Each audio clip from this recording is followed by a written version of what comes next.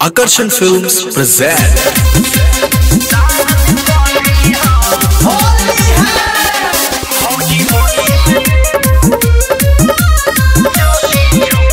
Music by Rajesh Sahni.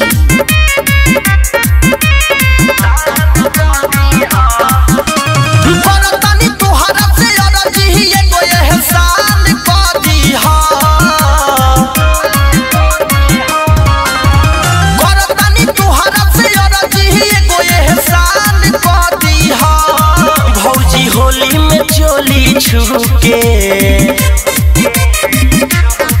भौजी होली में चोली छुके देवर सके दान क दीहा। भौजी होली में चोली छुके देवर सके दान क दीहा। करतानी तोहरा से अरजी एगो एहसान क दीहा। करतानी तोहरा से अरजी एगो एहसान क दीहा। भौजी होली में चोली छुके भौजी होली में चोली छुके देवर सके दान क दीहा।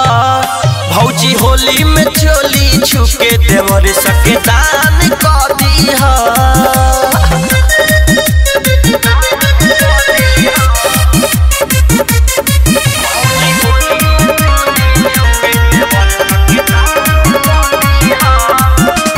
रंगेला खजाना तोहार हमरो बा मन हो कदी हन माना तू लुटाई दी हथन हो।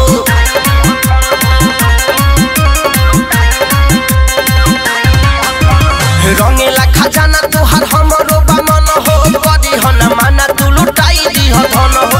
चढ़ल जवानी तू अपन हमनी के नाम क दीहा। चढ़ल जवानी तू अपन हमनी के नाम क दीहा। भौजी होली में चोली छुके भौजी होली में चोली छुके देवर सके दान क दीहा। भौजी होली में चोली छुके देवर सके दान क दीहा।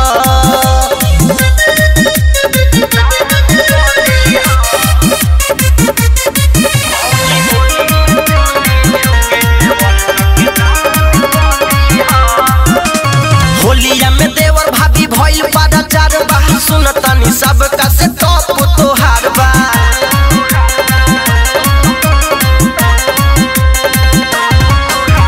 होलिया में देवर भाभी भइल पादा चार बा सुनतनी सबका से टॉप तोहार बा। वीर जैसे राम पाली पतानी ध्यान क दीहा। बोलू सन जीव मन जीती पतानी ध्यान क दीहा। भौजी होली में चोली छुके भौजी होली में चोली छुके देवर सके दान क दीहा। भौजी होली में चोली छुके देवर सके दान क